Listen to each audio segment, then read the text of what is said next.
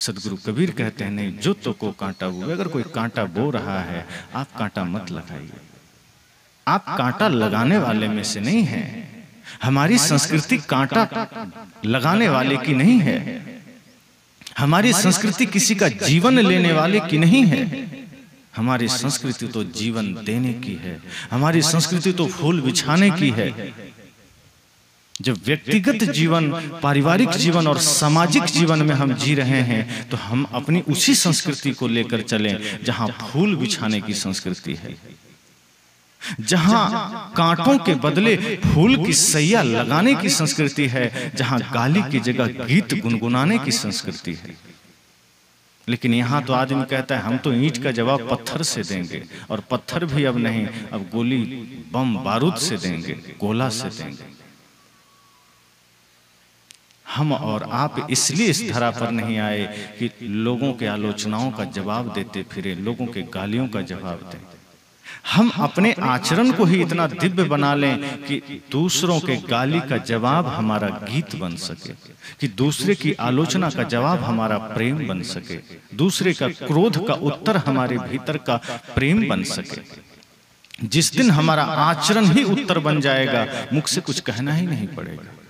कोई गलत मार्ग पर चल रहा है, हम बढ़िया मार्ग पर चल करके संसार को उत्तर दे सकते हैं, हम सही करके उत्तर दे सकते हैं। लेकिन यहाँ तो होड़ लगी है कि कौन कितना आलोचना का जवाब उल्टा पुल्टा दे सकता है।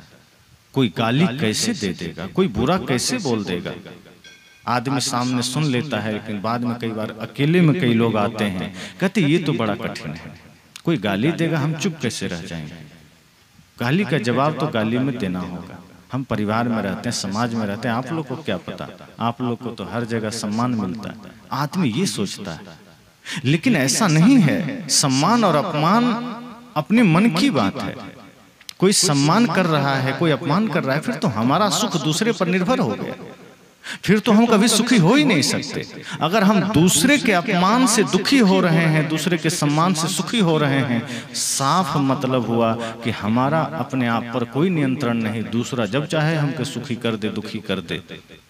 अगर हम दूसरे के वजह से सुखी हैं तो दूसरा जब चाहे हमें दुखी भी कर दे। साहब कहते हैं सुख तो अपने भीतर है, शांति अपने भीतर है, दूसरे के वजह से कोई सुखी दुखी होने की जरूरत नहीं। और अगर आप दूसरे को आधार मानते हैं अपने सुख का, अगर आप ये मानते हैं कि हमारे सुख और शांति का आधार कोई दूसरा है, तो वो आधार तो बदल जाएगा। अगर आप मानते हैं कि आपके सुख और शांति का आधार आपका पुत्र है, वो बदल जाएगा। आपके सुख और शांति का आधार आपका पति है, आपकी पत्नी है, वो बदल जाएंगे। आपके सुख और शांति का आधार अगर धन है, वो भी बदल जाएगा। कब तक मानेंगे आधार? साहब कहते हैं वो आधार आप स्वयं को मानिए। इसलिए अपने जीवन की दिशा को बदलिए, और इस संसार में जितने भी पत्थर फेंके जाएं, और आप देखें कि जिन महापुरुषों पर पत्थर फेंके गए, उन्होंने उन पत्थरों का जवाब प्रेम से दिया है। जिन्होंने गालियां लिखी है, उन महापुरुषों ने गीत लिखा है, और वो गालियां धाराशायी हुई है, वो आलोचनाएं धाराशायी हुई हैं। प्रेम प्रभावशाली होता है। प्रेम समस्त सृष्टि को एक सूत्र में बांध सकता है। इसलिए महापुरुषों ने प्रेम का पथ चुना है, करुणा का पथ चुना है, अहिंसा का पथ चुना है। हम तो थोड़े में ही हिम्मत हार जाते हैं। आदमी कहता है क्या करें, संसार में इतना कठिन जीना होता है कि हम जीवन कैसे जिए। कदम कदम पर कोई गाली दे देता है, कोई आलोचना कर देता है, कितना भी बढ़िया काम करो कोई शिकायत कर देता है, कहीं कोई निंदा कर देता है, कहीं कोई ईर्ष्या करके बैठा है। चारों ओर इसी का तो जमावड़ा है। साहब कहते हैं दुनिया में कितना भी भयंकर से भयंकर समस्या हो, अगर आप अपने अस्तित्व के साथ खड़े हैं तो सामने सारी परिस्थितियां बदल सकती है। लेकिन यदि आपका अस्तित्व ही डगमगा रहा है, आपका प्रेम का जीवन ही डगमगा रहा है, तो परिस्थितियां साधारण भी होगी तो आप सुखी नहीं हो सकते। इसलिए भयंकर से भयंकर परिस्थिति क्यों ना आ जाए, सामने दुखों का पहाड़ ही क्यों ना खड़ा हो, लेकिन आप अपने परम शांति रूपी अस्तित्व के साथ खड़े रहिए, वो पहाड़ भी धराशायी हो जाएगा। और यदि नजरअंदाज करते रहे अपने आप को, अगर अपनी शक्ति को ही कमजोर करते रहे, अगर आलोचनाओं पर ध्यान देते रहे, लोगों की शिकायतों पर ध्यान देते रहे, उसी को हृदय में जगह देते रहे, तो बड़े बड़े पत्थर की जरूरत नहीं पड़ेगी, छोटा सा कंकड़ भी गिरा देगा।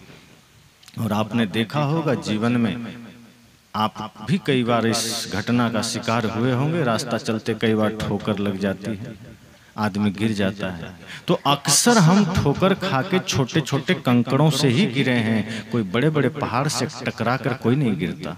रास्ते में चलते वक्त छोटे पत्थर ही हमें गिराते हैं, बड़े से पत्थर से हम कभी टकरा के नहीं गिरते, वो दूर से दिख जाता है, पर छोटे छोटे पत्थर हम नजरअंदाज कर देते हैं और अचानक ठोकर लगती है, हम गिर जाते हैं। जीवन में वही छोटी छोटी आलोचनाएं, छोटी छोटी बुराइयां, छोटी छोटी कमजोरियां हमें गिराती है, जिसको हम नजरअंदाज करते हैं।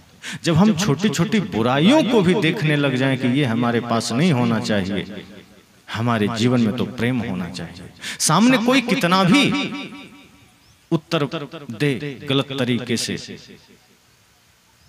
कहते हैं ना कि विष्णु जी सो रहे होते हैं और भृगु जी जा करके सीने में लात मार देते हैं। अगर वो लात शिव जी को मारे होते तो वहीं भस्म कर देते, तीसरा नेत्र खोल के।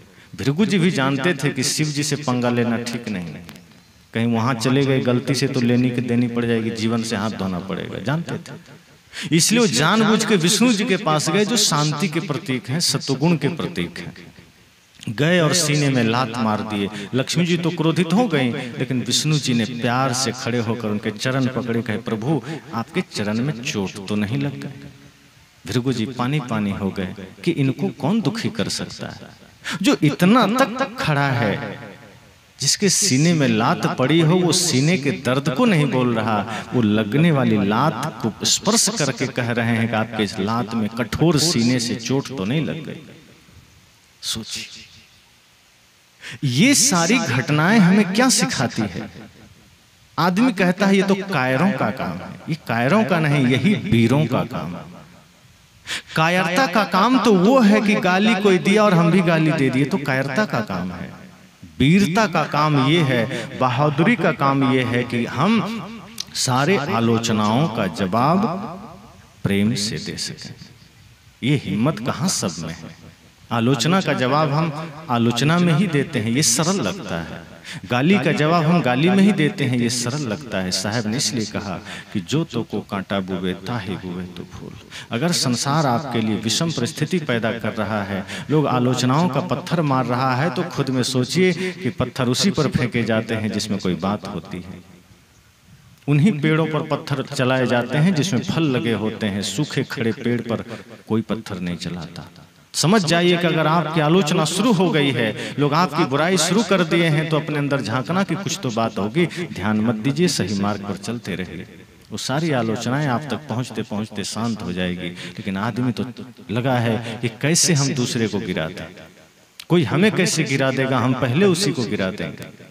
संत जन कहानी कहते हैं, एक बार एक आदमी का गधा बीमार हुआ, वो ले गया डॉक्टर के पास। अब आदमी के संग में रह के जानवर भी बीमार होने लगे, वरना पहले जानवर बीमार नहीं होते थे। आदमी की बीमारी जानवरों में चली गई। अब कुत्ते बीमार होते हैं, गधे भी बीमार होते हैं, गाय भैंस भी बीमार होते हैं। जंगल के कोई जानवर बीमार नहीं होता, उसके लिए कोई अस्पताल की जरूरत नहीं। जब से जानवर आदमी के साथ रहने लगा, तो जानवरों का अस्पताल जगह जगह खोलने पड़ गए, क्योंकि आदमियों की सारी बीमारी जानवरों में चली गई, बंदरों में चली गई। जो जानवर अजायब घर में लाए गए वही बीमार होते हैं, जंगलों में विचरण करने वाले कोई बीमार नहीं होते। तो गधा बीमार हुआ, डॉक्टर के पास गया। डॉक्टर ने दवाई दे दी पुड़िया में, कहा ले जाओ पिला देना, लेकिन ठहरो, आदमी तो है नहीं कि 2 गौर ये पी ले गए, तो गधा है, इसको पिलाने के लिए तरकीब भी वैसी ही चाहिए। तो एक पाइप दे दिया, कहे पाइप में दवाई घोल के डाल देना, और पाइप का एक छोर गधे के मुख में डालना, एक छोर अपने मुख में डालना, जोर से फूंक मारना, उसके पेट में दवा चली जाएगी। इसने कहा तो बढ़िया तरकीब है, गया घर। अब दवा घोला, पाइप में भरा, एक सिरा गधे के मुख में दिया, एक अपने मुख में दिया, फूंक मारना ही चाहता था, एक दुर्घटना घट गई। अब घटना ऐसी घटी को शरीर में जलन होने लगा, जैसे तैसे उसको पूरा शरीर कांपने लगा, सिर में दर्द हुआ, अस्पताल ले जाया गया। जानवर के अस्पताल के बगल के अस्पताल में ही भर्ती हुआ। पता चला डॉक्टर को जिसने दवा दी थी वो भी आ गया। कहा भाई तुम्हें हुआ क्या? कहा पूरा शरीर जला जा रहा है, आपके दवा का प्रभाव है। कहा दवा तो मैंने गधे के लिए दिया था, तुमने कहा पी लिया। कहा पिया कौन है? पीना कौन चाहता था? हम पिए थोड़े हैं, हम तो बस तैयारी में थे। कहा क्या हुआ? कहा दवा हमने भरा पाइप में, एक छोर गधे के मुख में दिया, बिल्कुल सही सही किया, एक अपने मुख में दिया और मैं फूंक मारना ही चाहता था कि गधे ने पहले फूंक मार दिया, और जो दवा गधे के लिए थी वो मेरे लिए हो गई। अब गधे के लिए फायदेमंद होता, मेरे लिए शरीर को जला रहा है। संत कहते हैं आप फूंक मारेंगे, संसार पहले फूंक मार देता। आप किसी के लिए गड्ढा खोदेंगे, संसार पहले ही गड्ढा खोद के आपके लिए तैयार कर देता है। आप किसी की आलोचना करेंगे, दूसरा पहले ही आलोचना कर देता है। इसलिए साहब कहते हैं किसी की आलोचना का जवाब आलोचना में मत देना, किसी के क्रोध का जवाब क्रोध से मत दीजिए। यही तो ऐसे ही समय में तो हमें प्रेम का प्रयोग करना है। जब सारी परिस्थितियां विपरीत हो, जब क्रोध का समय हो, मन एकदम क्रोध से तमतमा रहा हो, कुछ क्षण के लिए श्वासों को रोक करके शांत बैठ जाइए। सोच लीजिए कि मुझे अभी जवाब नहीं देना है, मुझे इसकी प्रतिक्रिया नहीं करनी है, मुझे इस एक्शन का रिएक्शन नहीं करना है। थोड़ी देर के लिए शांत हो जाइए और मन में सोच लीजिए कि इस गुस्से का जवाब मैं आधे घंटे बाद दे दूंगा, एक दिन के बाद दे दूंगा। उसके बाद लौट आइए और सोचिए कि मुझे क्यों इसका जवाब देना, क्या मिलेगा।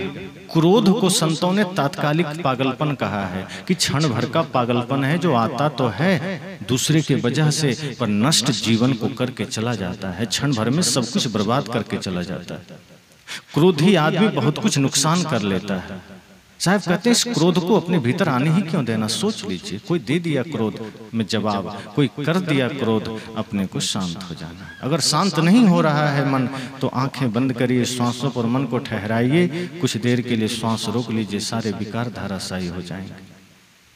कोई भी विकार मन में आ रहा हो और आप उस विकार के प्रभाव में आ रहे हैं, तुरंत आंख मुंह धोइए, तुरंत रूम में जाइए, 5 मिनट के लिए आंखें बंद कीजिए, पद्मासन में बैठ जाइए, ज्ञान मुद्रा में बैठ जाइए, श्वासों को रोक लीजिए और अपने श्वासों पर मन को ठहरा दीजिए, आती जाती श्वास पर। आप देखेंगे 5 मिनट में कहाँ क्रोध चला गया पता नहीं चलेगा, कहाँ काम चला गया पता नहीं चलेगा, सारे विकार धाराशायी हो जाएंगे। क्योंकि वो सारे विकार मन के कारण कूदते हैं, और जब मन ही श्वास में लौट आएगा वो सारे विकार भी खत्म हो जाएंगे। साहब कहते हैं इसलिए जवाब नहीं देना है, कुछ फायदा नहीं होता उससे। किसी के क्रोध का जवाब क्रोध से देना ही नहीं है।